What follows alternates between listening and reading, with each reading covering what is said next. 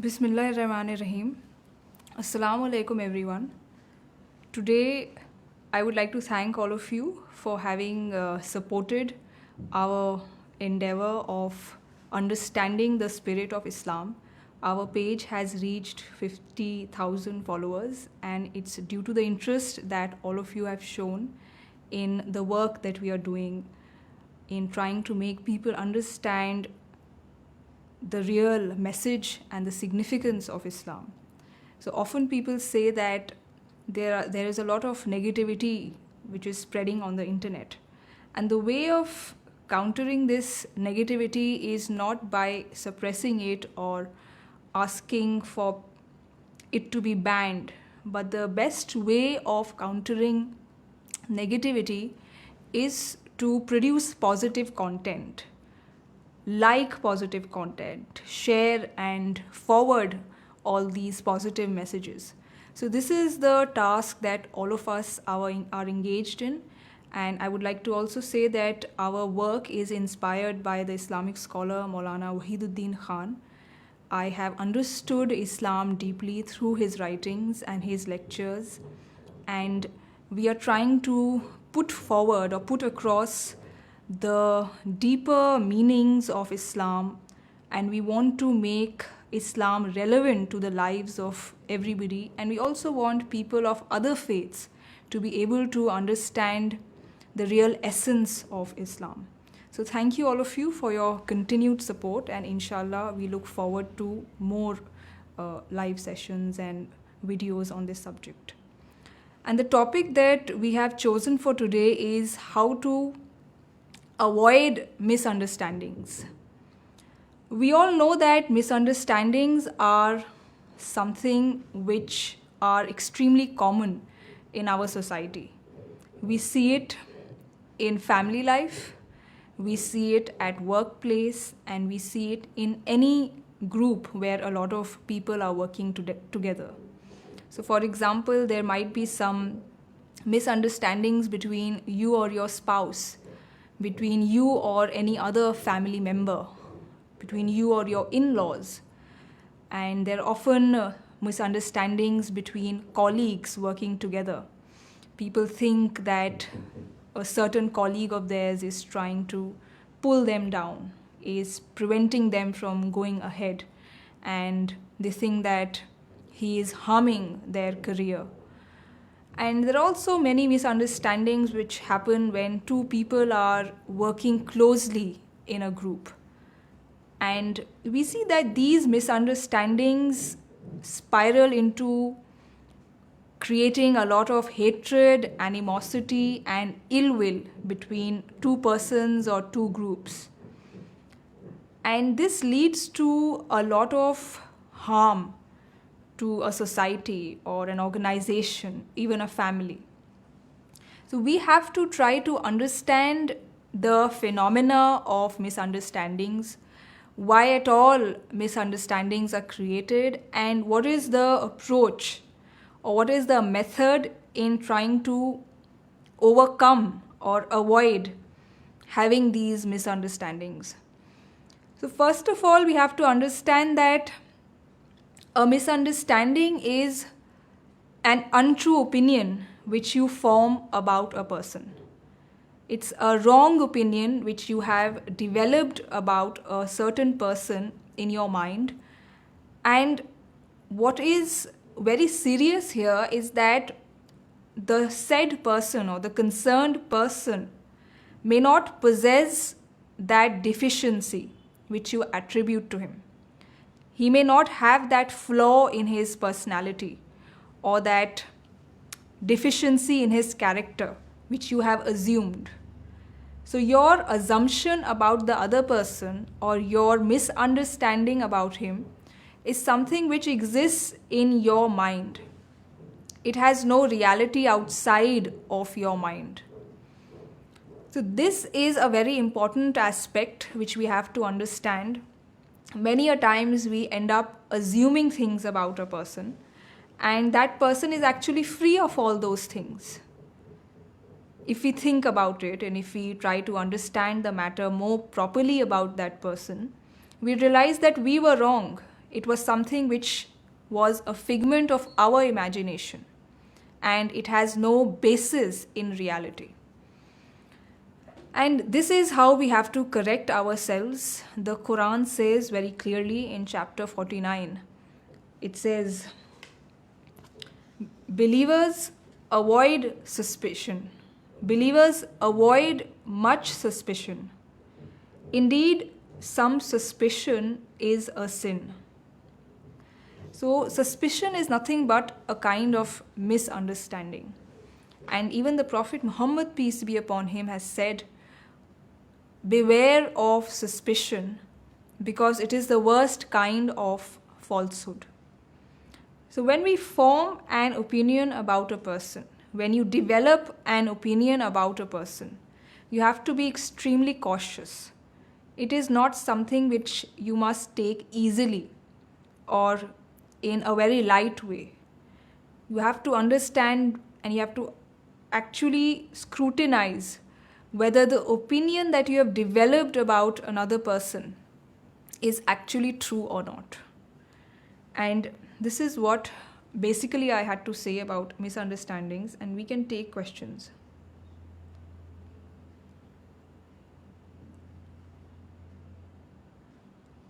The first question is from Mr. Muhammad Talha. How are misunderstandings developed? We have to understand that in majority of the cases, misunderstanding is developed because of hearsay. You listen to what somebody says about another person, and it might be just a partial information about that person. But you end up forming a complete picture in your mind about that person based on that partial information. So you must be very alert. You shouldn't immediately develop a picture in your mind about somebody based on what you hear about him, based on what somebody has said, based on the limited knowledge that you have gained about that person. So this is one of the most acute forms of misunderstanding. We simply listen about something, about someone from another person, from a third party, and we end up actually believing it to be true. So here we have to be very, very serious. We should not simply believe in everything that we hear. The Prophet Muhammad, peace be upon him, has said that it is enough for a person to be a liar if he believes in everything that is told to him. He believes in everything that he hears.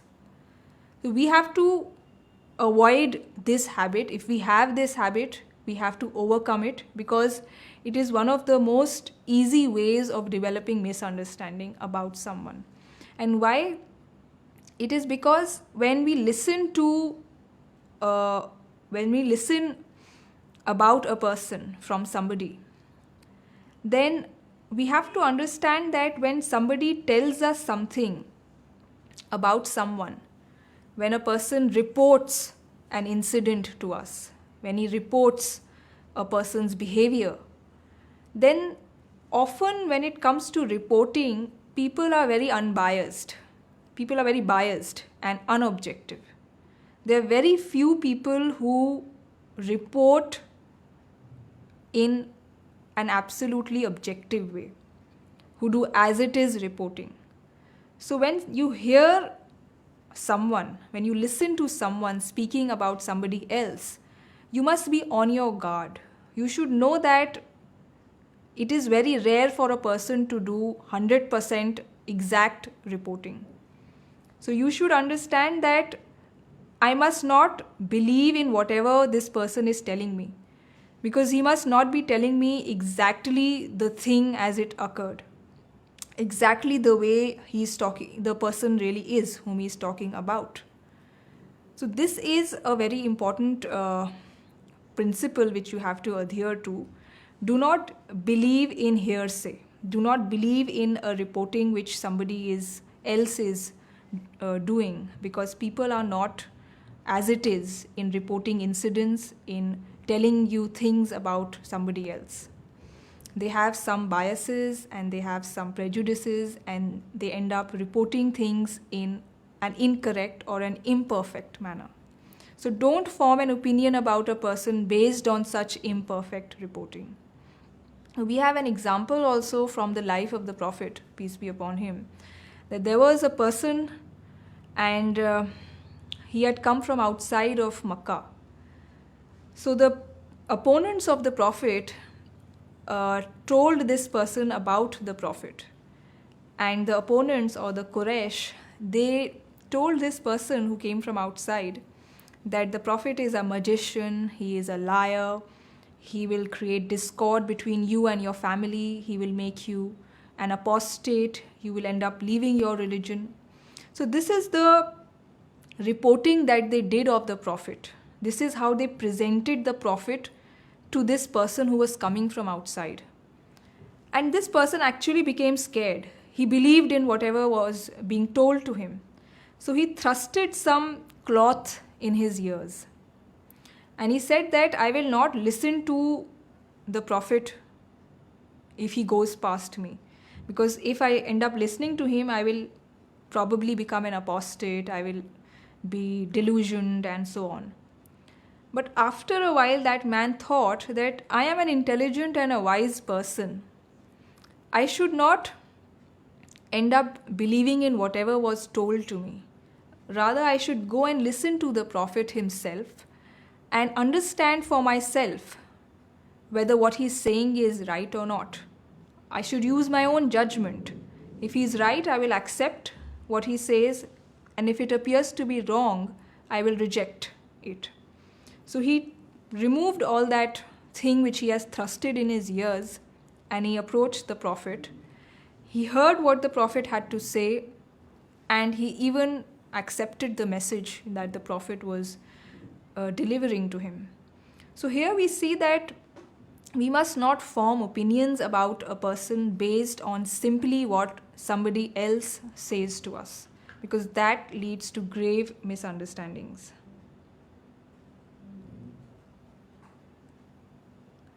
This second question is from Miss Sana Sheikh.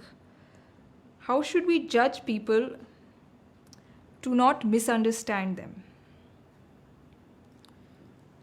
One of the very usual ways, or one of the very common ways of developing misunderstandings, is when you take people's statements out of context. Somebody may say something to you, and if you do not look at it in the proper context, if you do not understand it according to the facts, if you do not relate it to the background in which the person is speaking, then you'll end up having a misunderstanding. So don't be hasty in forming opinions about a person by taking out of context what he has said. Try to take his statements in the context in which they have been uttered. Because if you take them out of context, surely you will end up having misunderstandings about him. And this is a very, very common way of developing suspicions about another person, thinking that he has a certain opinion or a certain trait which he actually does not. We have to take things in their context. So for example, what happens often is that something which is seen in our societies, especially between Muslims and people of other communities, is that we Muslims often end up looking at someone who has criticized Islam as a person who is ill-intentioned about Islam, somebody who is suffering from Islamophobia, we say, or we say that he is biased against Muslims and wants to tarnish the image of Islam. So we attribute intention to that person. And what we are doing is we're actually taking his statements out of context, because he might be only expressing his difference of opinion, something which he has understood based on his reading of Islam, based on his observation of the Muslim society. So we should not take what he says out of context and end up claiming that he is anti-Islam, he is anti-Muslim. We should look at his opinion as a difference which he has expressed. And if we think that it is wrong, we should meet him and engage in a dialogue with him, try to express to him our point of view, rather than going about saying that he is ill-intentioned, he has something deeply negative about Islam. So such attitude actually leads to a lot of problems between people of different faiths, between people of two communities, and we have to avoid that. And I will give another example. Once in London in the year 2013, two British soldiers were beheaded by two Muslim youths, and this led to shockwaves in England. And there was a particular group called the English Defence League, EDL, which was outraged at this incident, and it decided to protest against what had happened, the brutality against two British soldiers by Muslims, a group of Muslims. So what these group of English Defence League members did was they decided to protest outside a mosque in the city of York in England. And here we see that once when the members of the mosque came to know that protesters were coming outside the mosque to protest against the beheadings, so they actually developed a plan. And they decided, and as the protesters assembled outside their mosque, they decided to invite them inside. They invited them inside the mosque in a very friendly and courteous way, and they shared with them tea, biscuits, and other things. So it led to a very cordial environment, an environment of freedom, an environment of friendliness. And in that environment, both sides exchanged their opinions with each other, with one another. And they even ended up playing a football match. So a potential conflict was diffused. And had the members of the mosque thought that these protesters are actually anti-Islam protesters who are coming outside the mosque to degrade our image, to degrade Muslims, to degrade Islam, then there would have been surely a confrontation, surely a quarrel, a dispute between the two sides. But the members of the mosque did not assume that the intentions of these protesters was wrong. Rather, they engaged with them.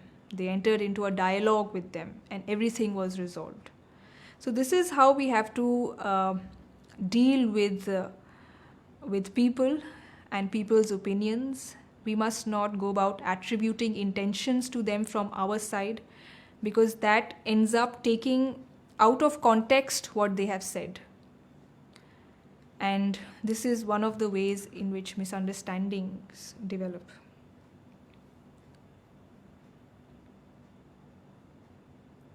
This question is from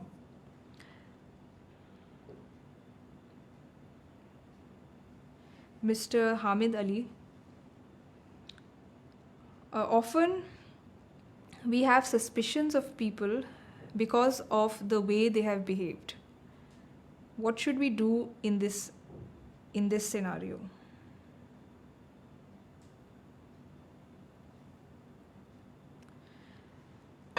Yes, it often happens that people's behavior ends up making us feel that they have something against us. We develop misunderstandings for those people whose behavior we don't like. So here what we have to do is we must not judge people based on an external aspect of their personality. We must try to judge people based on what they are from the inside. Because often people behave in a certain way, but they don't have any ill will or ill feelings inside. And an example from Islamic history is of the Caliph Umar, Hazrat Umar ibn al-Khattab. And you all know that he was a person of a very strong temperament. And if he saw anything happening against principle or against justice, he would express his opinion very strongly. He would criticize the other person in the harshest manner. This was because he was very sensitive in matters of principles. And many people actually developed a misunderstanding about Hazrat Umar because of his strong and stern nature. They thought that a person with such a personality, such a temperament, is not capable of becoming caliph. They even expressed their doubts to Hazrat Abu Bakr, who was first caliph. So at that time, many even approached Hazrat Usman and said that this man, Hazrat Umar, is extremely stern in his behavior and he criticizes people a lot. So Hazrat Usman said something very important at that time, and he said that Hazrat Umar is a man whose inside is more beautiful than his outside. So he was trying to hint at the fact that although Umar was extremely harsh in using certain words, in expressing his disapproval or critique, but on the inside he was a person who had complete well-wishing and love for the person whom he was critiquing or censuring. So we should not judge people instantly based on how they are behaving with us. We must try to understand why they are behaving in that way. So if somebody looked at Hazrat Umar's behavior, his very stern character, he often ended up thinking that this person is a person who has animosity for me. But if the matter was looked at with depth, he would have understood that whatever he's doing out of compassion for me. He's doing it for my own good. So I should not judge him based on his external appearance or the external behavior, but on the basis of what feelings he has inside, what kind of intentions he has from within.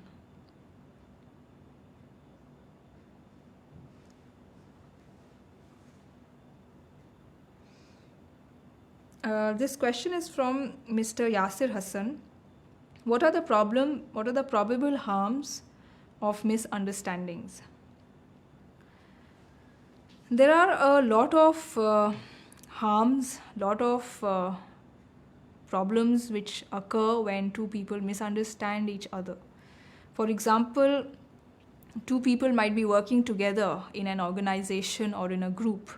One may develop a misunderstanding with the other, and the result will be that they would end up causing harm to the organization. So especially when it comes to a society, when it comes to teamwork, it comes to even a family, the unity of this congregation, this unit, is dependent on people having friendly feelings for each other. If you develop a suspicion about another person, that he is bad, he has some bad intentions, he is doing what he is doing out of ulterior motive, then you would not want to work with that person. You would not want to have relations with that person. You will cut that person off from yourself. And that would harm the joint work that you would be doing. That would harm your family. That can harm your relationship with those around you. So this is the real harm that misunderstandings cause. It leads to obstacles in positive work. You won't be able to work in a proper way if you develop misunderstandings, and you won't even be able to live with peace of mind. If in a family you constantly think that one member has some bad feelings for you, has ill intentions for you, you will constantly be troubled with that feeling. You will constantly be disturbed mentally, thinking that this person is bad. So you have to overcome misunderstandings for the greater good of society, for the greater good of your organization or group, and even for your own peace of mind. You have to overcome misunderstandings.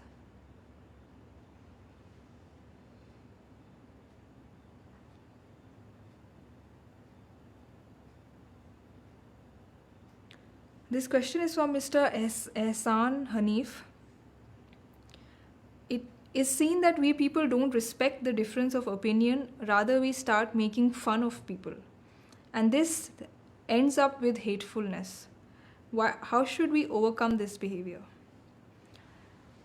We have to understand that difference of opinion is extremely important for the intellectual development of the person who is actually listening to the difference. So if I have an opinion about something and somebody else differs with me completely, then if I make fun of that person, then I will not learn. It won't add to my knowledge. But if I take his difference of opinion very seriously, then I would try to understand where I have gone wrong. And if I have gone wrong somewhere, I will correct my own opinion, my own point of view. And secondly, if I feel after much investigation and scrutiny that my opinion is not wrong and the other person's opinion was actually mistaken, then that would strengthen me. That would give me further conviction in my point of view. So you have to develop the ability to look at difference of opinion as a potential enabler of your intellectual development, something that helps you to grow, that broadens your intellectual horizon, that adds knowledge to your being. If you don't look at it as a positive enrichment in your life, you will disregard it. But if you look at it as something that can correct you, reform you, and help you to understand things better, you will give utmost respect to it.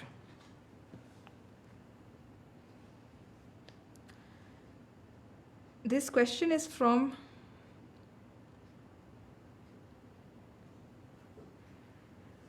Mr. Muhammad Sharif Bhatt. Please share one point regarding the understanding of husband and wife relationship. How can they understand each other in a better way?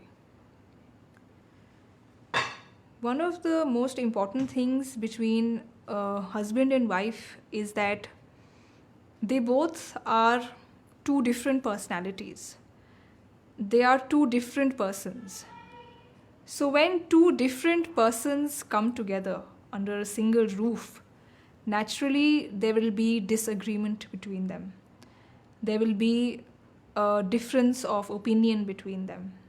One person will give a certain opinion, will have a certain way of looking at things, and the other person will have an entirely different way of looking at things. So we have to understand that when you come across a person who is different from you, you should not clash with that person. And also you should not try to think that this difference is evil. This difference or the existence of this difference is evil, and I have to eliminate it. I have to change that person and bring him to my point of view, whatever happens. Rather, you should actually be thankful to God, grateful for these differences, because these differences help you in understanding different aspects of the matter. You might be looking at things in a certain way, but because your spouse thinks differently, he or she is a different person, he will give you another input, an entirely different input. So that will enable you to understand the situation more completely, more fully, in a whole way. And this is what we have to basically bear in mind when it comes to husband and wife. They are two different persons. They should acknowledge this difference. They must not try to eliminate these differences. They should utilize these differences for each other's growth.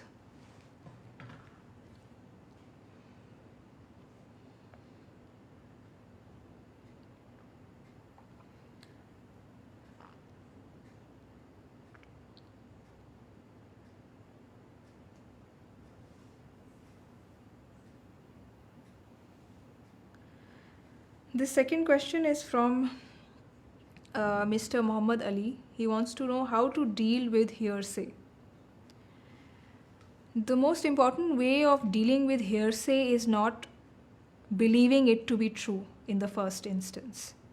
If somebody says to you something about a person, then do not immediately accept it.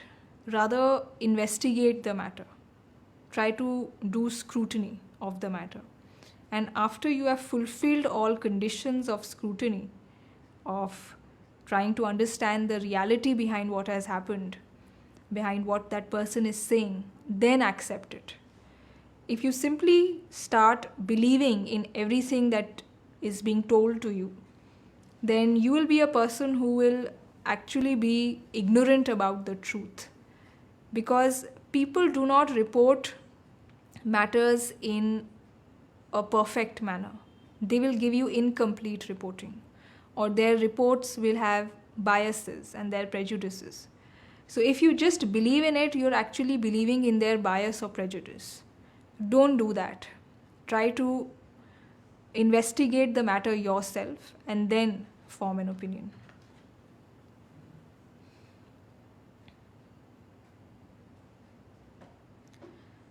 This question is from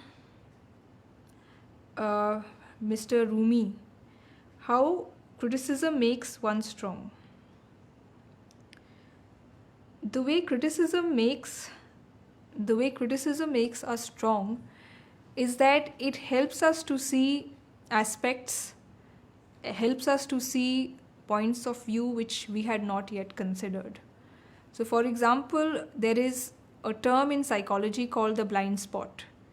It means that there are certain aspects in your nature, in your personality, which are not visible to you, but they are completely visible to an outside person. So if somebody criticizes you, he is actually telling you about your blind spot. He is pointing out your blind spot to you, which is not visible to you. So naturally, if you accept this criticism, you accept this critique in a positive way, you will be knowing about yourself something which was yet unknown to you. You will be able to discover your flaws which were hidden from you. So this is how criticism makes us strong. It helps us to see our defects, our flaws, and aspects which we had not yet considered.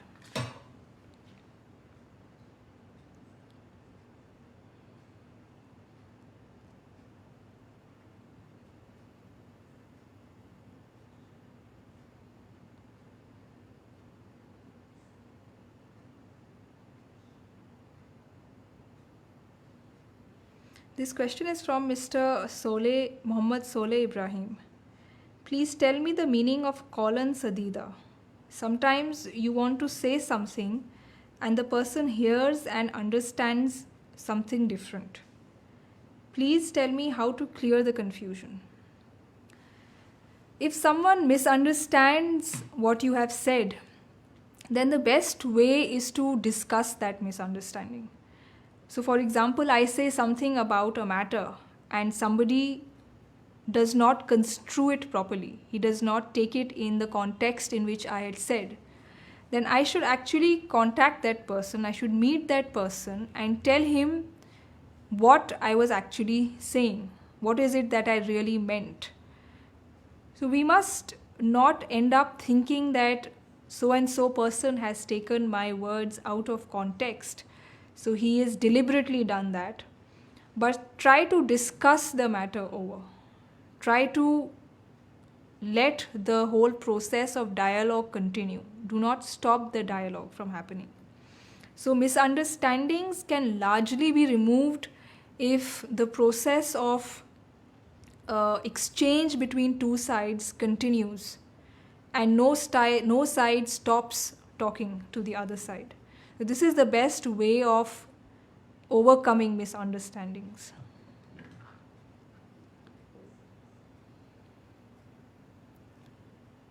This question is from Mr. Mohammed Tariq. How to apologize properly? If you have formed a wrong opinion about a person, or if you've done something wrong to that person, then the best way of apologizing is actually approaching that person and seeking forgiveness from him and telling him that you did something wrong, or you formed a wrong opinion of him, or you did something to him which was not proper, and ask him to forgive you. So that is the first best thing to do if you realize your mistake with respect to another person. And if you cannot find that person, or if you cannot contact him, the second best approach is to pray for that person and seek genuine forgiveness from God for what you did, for your behavior, for what you said about that person if it was untrue. So sincerely seek forgiveness from God and pray to God in a spirit of well-wishing for that person.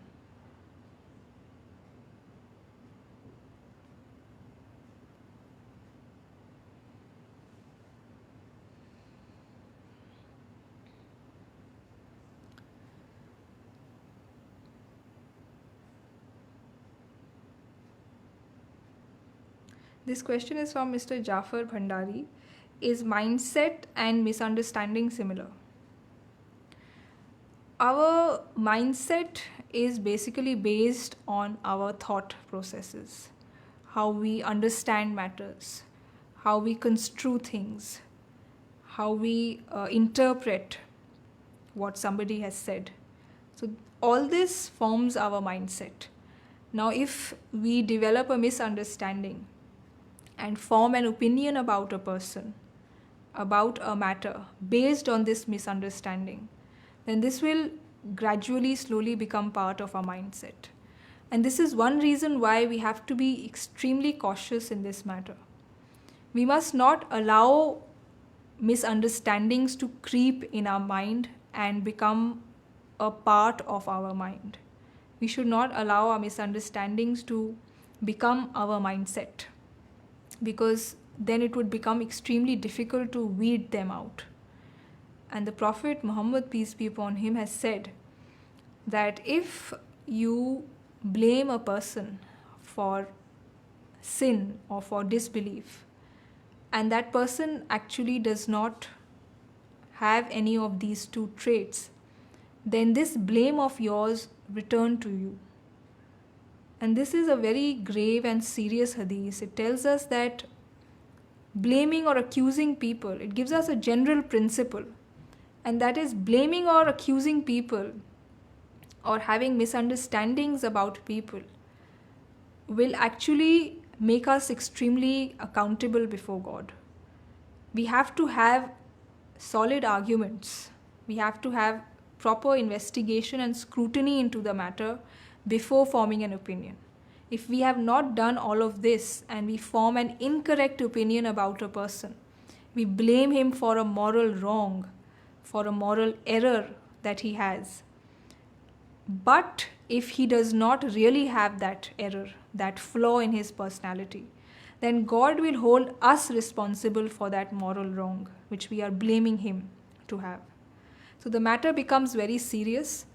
You should understand that it is something which is in your own interest to not have misunderstandings about another person, because you're not simply having a wrong opinion in your mind about that person. Rather, you will be answerable before God for that opinion that you hold in your head, in your mind. You will be accountable before God. This is why you have to be very, very serious in this matter. So this was the last question for today, and inshallah I'll take up the other questions later.